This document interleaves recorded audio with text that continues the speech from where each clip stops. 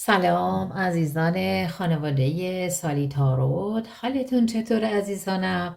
ایشالله که حال همتون خوب باشه و تا الان ساعتهای خوشی رو پشت سر گذاشته باشیم و مرسی که هستیم و مرسی که لایک سابسکرایب میکنیم و مرسی که حمایت میکنیم و سپاسگزارم از این پیغام های پرمحبتتون، پرلطفتون. مرسی که اینقدر خوب هستین، اینقدر انرژی خوب رو وارد خانواده خودتون سالیتارود میکنین. عزیزان دل، برای امروز انرژی خانی عاطفی داریم. بریم ببینیم شما عاطفی ها حالا کات هستی و یا تو رابطه هستی، به هر حال جدا شدی، جدا نیستی، مجردی. بریم که با نیت خودت، انرژی خودت اینجا جواب بگیریم. خواهش میکنم وقتی دارم کارتا رو بر میزنم همراه باشین که انرژی خودت برای مسائل عاطفیت اینجا بیشتر بتونی به هر حال جواب بگیری، چون وقتی من دارم اینا رو بر میزنم میتونی حتی تمرکز کنی رو اون شخص اگه کسی هست، اگر نه که روی اون سوال عاطفی. خب ببینیم که خدای بزرگ برای عزیزان خانواده سالیتارود مسائل عاطفیشون چه چیزی براشون تو راهه، چه چیزی رو باید بدونن یا چه چیزی براشون باید مشخص بشه توی مسائل عاطفیشون.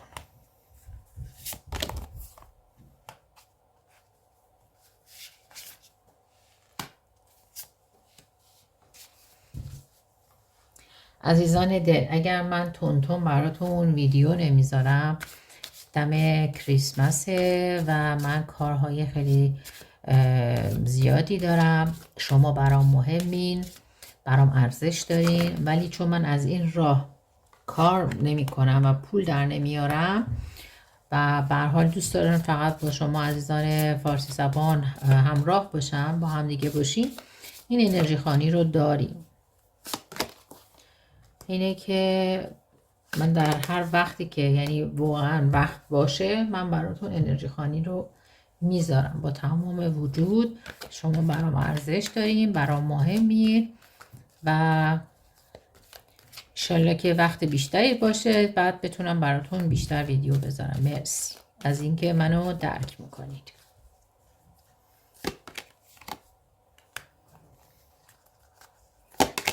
خب ببینیم خانواده سالیتارود مسائل عاطفیشون چه خبره اینجا.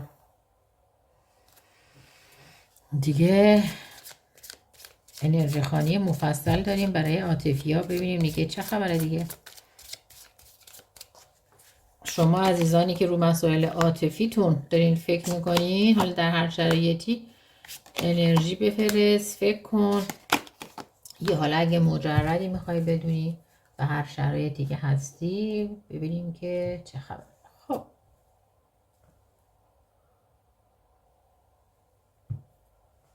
خب بریم که انرژی ها رو ببینیم در چه حالیه. شما عزیزانم چی ها رو باید بدونین اصلا. کارتارم دارین.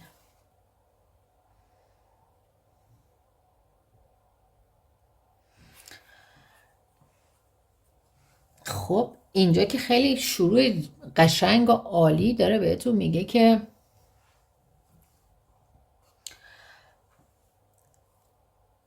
روی مسائل عاطفیتون،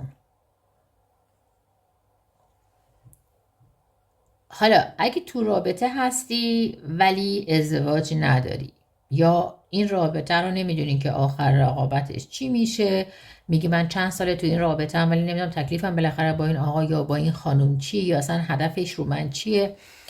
میگه برای بعضیاتون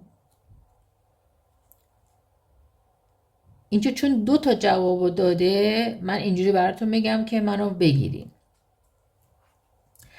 بعضیاتون توی رابطه‌ای هستی که طرف مقابلت، حالا چه آقا چه خانومه، انگار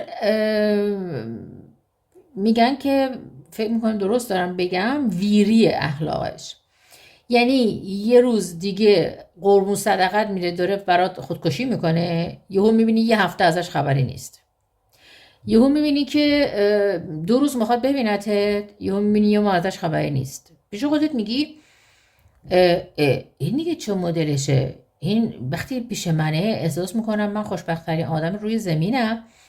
بعد که میره نمیدونم که این میاد نمیاد، مینویسه، میخواد نمیخواد.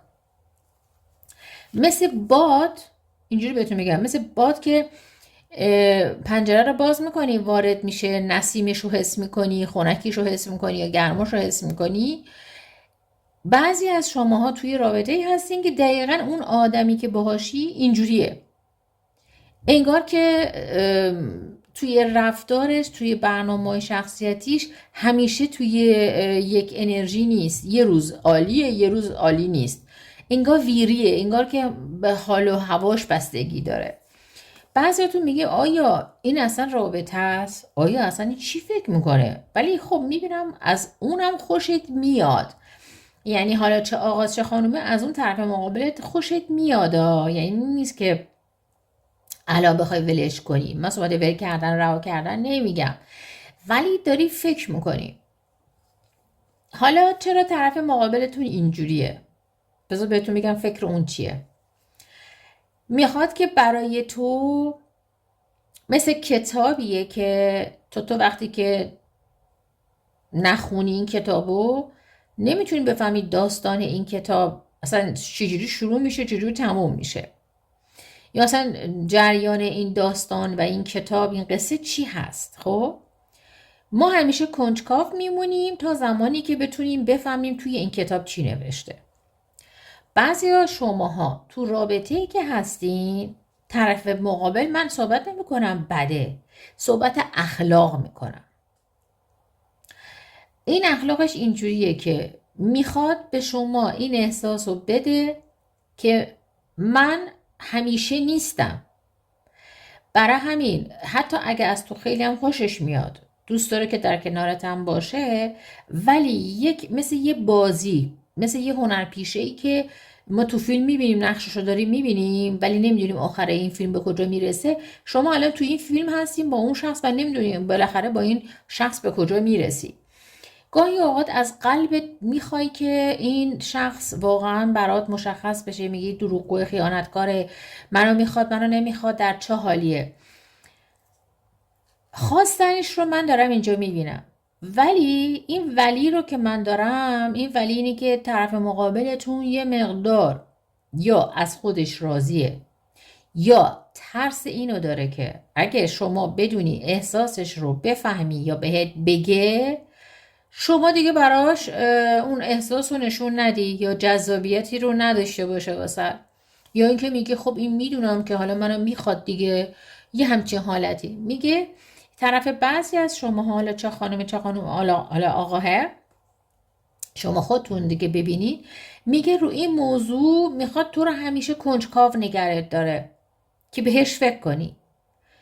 میگه این تا زمانی که به من فکر میکنه منو رها نمیکنه. برای همین بعضی از اونا به این انرژی من دارم میبینم که شخصیتشون مثل آدماییه که گفتم یه روز اینقدر میاد پیش یاد باهاته، اینقدر مهربونه پیش خودت میگی وای این اصلا دیگه، یعنی من بهترین عالی ترین مرد یا زن دنیا رو دارم.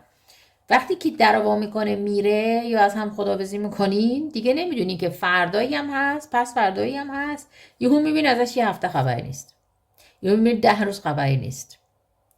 بعد در این حالتی که تو داری ناامید میشی یهو پیداش میشه، یعنی نمیذاره تو بری. منظورم اینه رهات نمیکنه، نه، تو رو تو دستش داره. ببین تو رو تو دستش داره.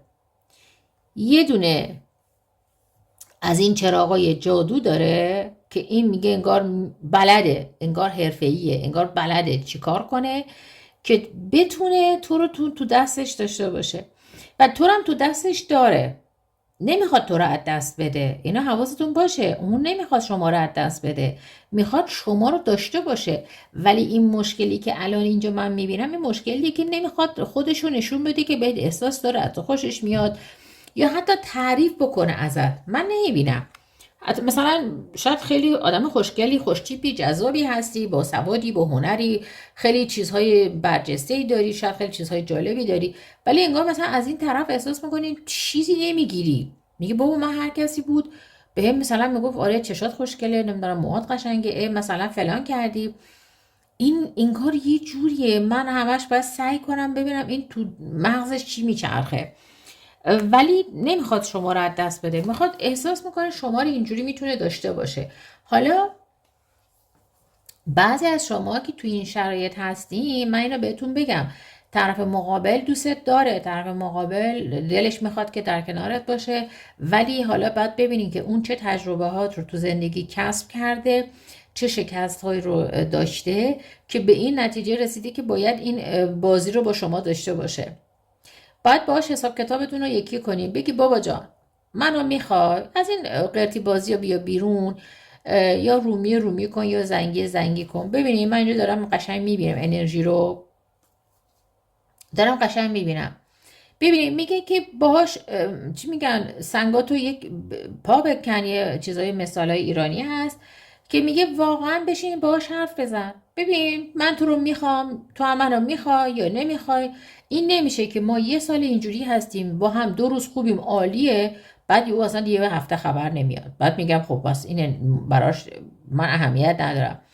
بعد دوباره 3 روز میخوای با هم دیگه باشیم، یهو میبینی من 10 روز رو نمیبینم. این جریان چیه؟ میگه اتفاقا پشتت اون شخص هم داره نگات میکنه، هم حواسش بهت هست و دقت کامل داره، یعنی لباس میپوشی، حرف میزنی، غذا میخوری، حرکت کردنت، همه چیت، یعنی انقدر تو براش جذابی، انقدر از تو خوشش میاد.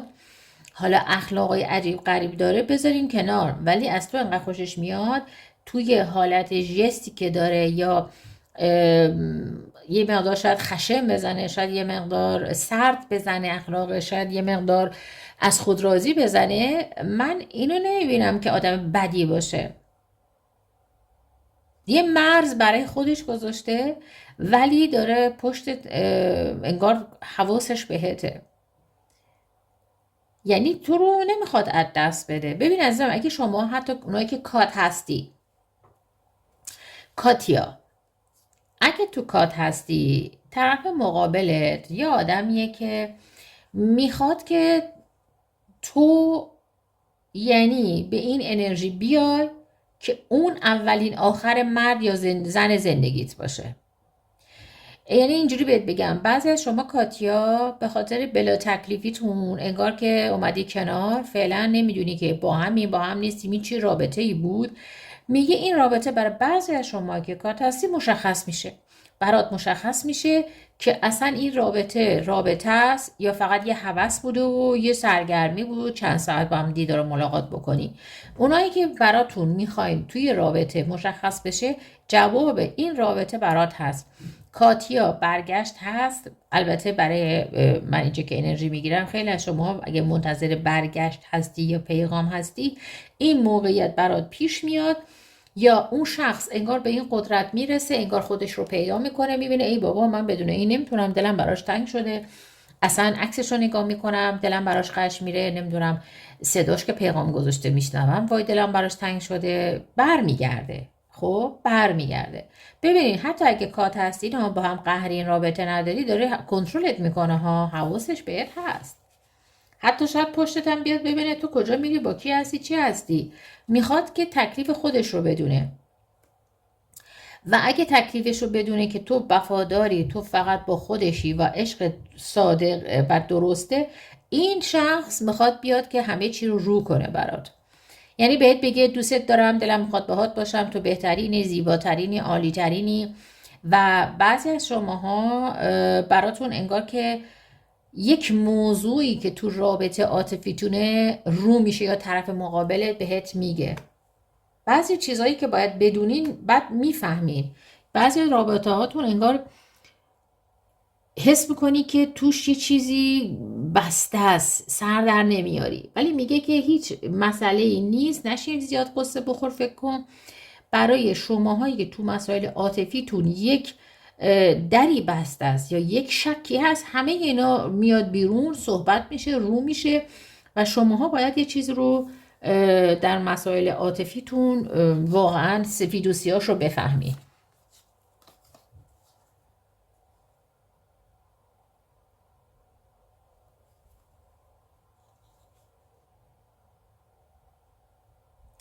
بعضیاتون که تلپاتی دارین با هم، بعضیاتون اصلا خواب همون میبینین، بعضیاتون انگار تمرکز میکنی یهو میبینی بهت زنگ میزنه، یهو بهت نوشت.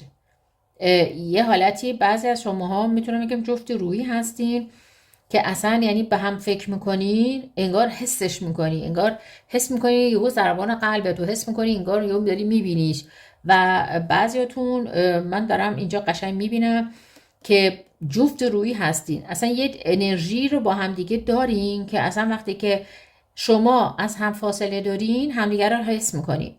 یعنی حس میکنی مثلا حالش بده، حس میکنی حالش خوبه، حس میکنی الان مشکل داره، یه چیزی که اگه در مقابل حالا یا خودت یا اونه، شماها با هم تلپاتی میکنین. بعضیتون انرژیاتون خیلی با هم یکیه. با عجب انرژی دارین بعضیتون تو این رابطه، حتی شاید با هم دیگه هستین، یا حتی ازدواج کرده هستی، نامزد هستی. به هر حال میبینم یه عشقیه که انگار شماها خداوند بزرگ شماها رو برای هم خلق کرده. میتونم اینجوری فقط توضیح بدم. بعد عزیزانم بعضی از شماها یک مقداری از چشم و نظر خودت رو مواظب باش. من اینجا فرشته هایی رو میبینم که دورتون هستن، مواظبتون هستن. انرژی رابطتون شاید انقدر زیباست، انقدر انرژی رابطتون فوق‌العاده است که شاید حتی شاید زیاد حرف نمیزنید در مورد انرژی رابطتو با حالا خانم یا آقا، ولی آدما این حس رو دارن که تو این مثلا رابطه خیلی عالیه. میگه شماها فرشته‌هایی هستن دورتون که مواظبتون هستن، نمیذارن شما از هم فاصله پیدا کنین. و میبینم بعضیاتون دارین عبادت میکنین، یا حالا دارین دعا میکنین، یا سپاسگزار هستین از اینکه این بخت یا این اقبال رو تو زندگی داری. ببین عزیزانم، من حتی میبینم اگه بعضی از شماها روی مسائل عاطفیتون تو رابطه هستی، من میتونم بهت بگم که تو برای اون مثل یک جواهری هستی که میگه انقدر این جواهر با ارزشه، یعنی به هیچ عنوان حاضر نیست تو رو از دست بده. ببینیم شماها دوتاتون برای همدیگه مثل یه هدیه میمونید. یعنی میگه خدای بزرگ این یه هدیه‌ای بود که تو به من دادی، اون طرف مقابلم میگه خدای بزرگ مرسی که یه هدیه‌ای رو به من دادی که چه مرد خوبیه، چه زن خوبیه به من دادی. من برای خیلیاتونم حلقه ازدواج میبینم، یعنی اگر که ازدواج نکردی حلقه ازدواج میبینم. حالا این حلقه ازدواج بر من میتونه نامزدی باشه، درخواست باشه، یک چیزی 100% شدنه، یک امضاییه که شما، حتی من میتونم بهت بگم که یک سورپرایز، و حتی میتونم بگم مسئله حاملگی هست. اگر که شما ازدواجم کردی یا تو رابطه هستی و این عشق رو دارم میبینم، برای شماها من حتی بچم میبینم. و بچه های شما باید بچه هایی باشن که یک بچه هایی مثل استثنایی، یعنی یک چیزی که شما دوتا انرژیتون یک چیزی انرژی الهیه، انگار فرشته ها دستتون رو گرفتن اینجوری گذاشتن تو دست هم دیگه. شما باید در کنار هم باشین، شما باید با هم دیگه باشین. شاید از طریق شما این رابطه، این عشق عالی، باید فرزندی تو این دنیا بیاد که این فرزند چیز رو باید تو این دنیا انجام بده. من میتونم حتی به تو اینجوری توضیح بدم، چون من این انرژی اینجا دارم میگیرم که شما از مرد یا زن دوتا باید در کنار هم بمونین. بر همین گفتم فرشته ها هستن نمیذارن شما از هم جدا شین. شماها باید با هم باشین که فرزندی از شما دو نفر به وجود بیاد که این بچه روی آینده یک قدرت، یک موقعیتی داره، یا میتونه واقعا یک تغییراتی رو در دنیا بیاره، یا میتونه یک کسی باشه که بیاد انگار خرابی ها رو پاک کنه، انگار یک کسیه که بیاد چیزی رو کشف بکنه.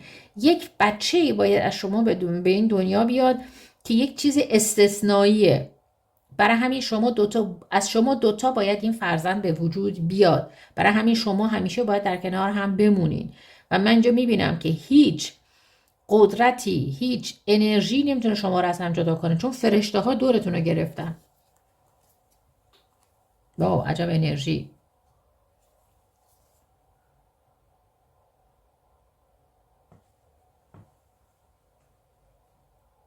شاید بچه شما رئیس جمهور آینده است. شاید بچه شما کسیه که میاد خیلی چیزها رو، انرژی های خوب رو تو این دنیا میاره.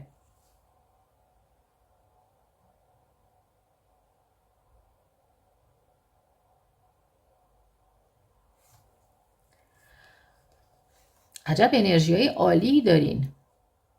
میگه سعی کنین دعوا و ناراحتی و بحث و گفتگو رو بذارین کنار. بعضیاتون بحث و گفتگو دارین، دعوا دارین، یا دعوا به قول گفتنی توی خانواده داری. حالا عزیز دلم من نمیدونم با فرزندت دعوا داری، با کسی که دوستش داری، حالا مادرت، خواهرت، فرزندت، شوهرت، زنت، با کسانی که براتون اهمیت دارن، کسی که مربوط به مسائل عاطفی احساسی دوستش داری و میگه دعوا دارین. حالا نمیدونم با بچت دعوا داری، با کی دعوا داری، یا دعوا حالا بحث، ناراحتی یا یه سوء تفاهم هم میتونم بگم.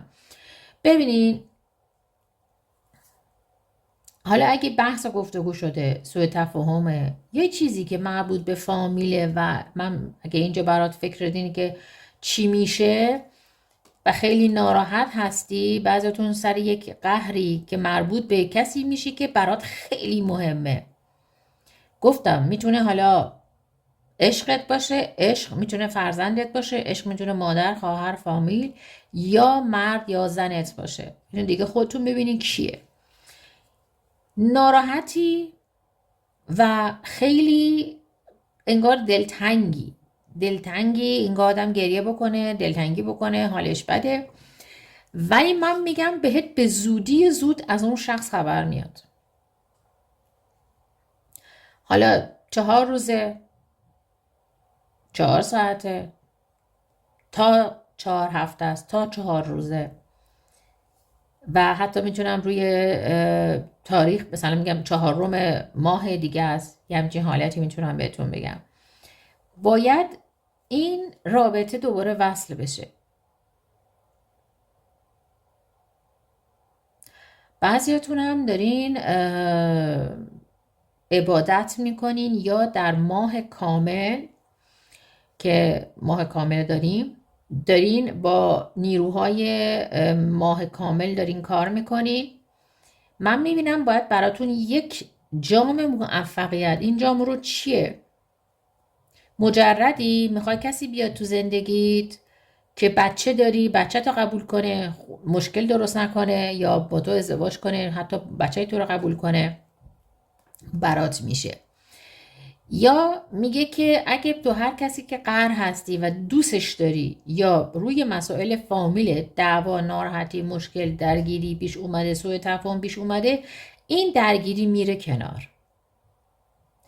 میگه اگر که رو اقبالت بستگی هست و فکر میکنی بسته است، اقبال انگار مجردی، احساس میکنی که چرا من مجردم، مگه من چی کم دارم، یا چرا مثلا من تو خانواده‌ام مشکل دارم، یا چرا من هر کی محبت میکنم چشش منو نمیبینه. صحبت احترام و محبت و عشق رو دارم اینجا میکنم.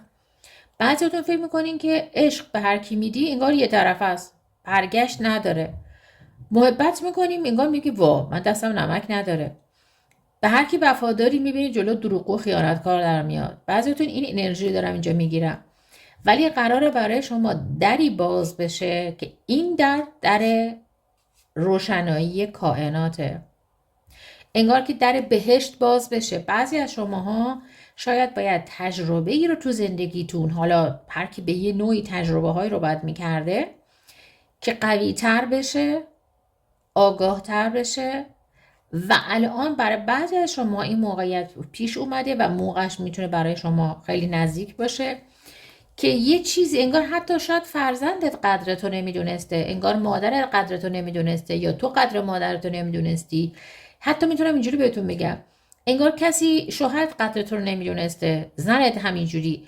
ولی میگه شاید یک مسئله، یه مشکلی پیش بیاد که این مشکل در واقع اینه که باید پیش بیاد که شما 2 نفر از هم فاصلتون، حالا میتونه قهر باشه، میتونه یه فاصله باشه، ولی انگار بعد تو فاصله بیدار بشین که بابا نه من اینو دوستش دارم، نه اصلا اشتباه بوده، چرا این کار شده، چرا اونجوری گفتم، چرا اینجوری کردم.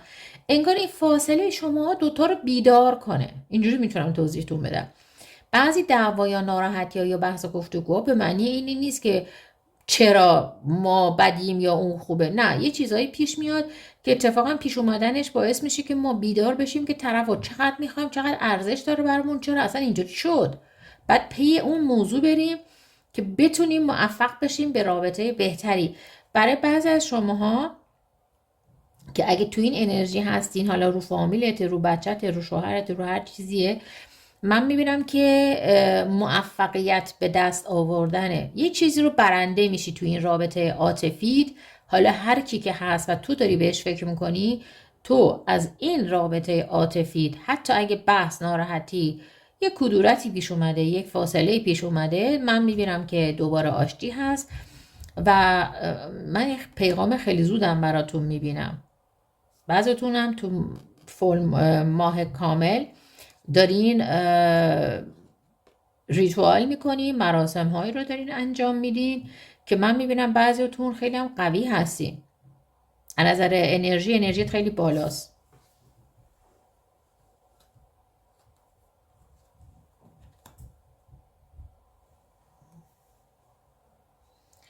دلم میخواد یه کارت بذارم اینجا که ببینم این بحث یا ناراحتی سر چی بوده، چی باعث شده که ناراحتی پیش اومد. یه کارت برگشت.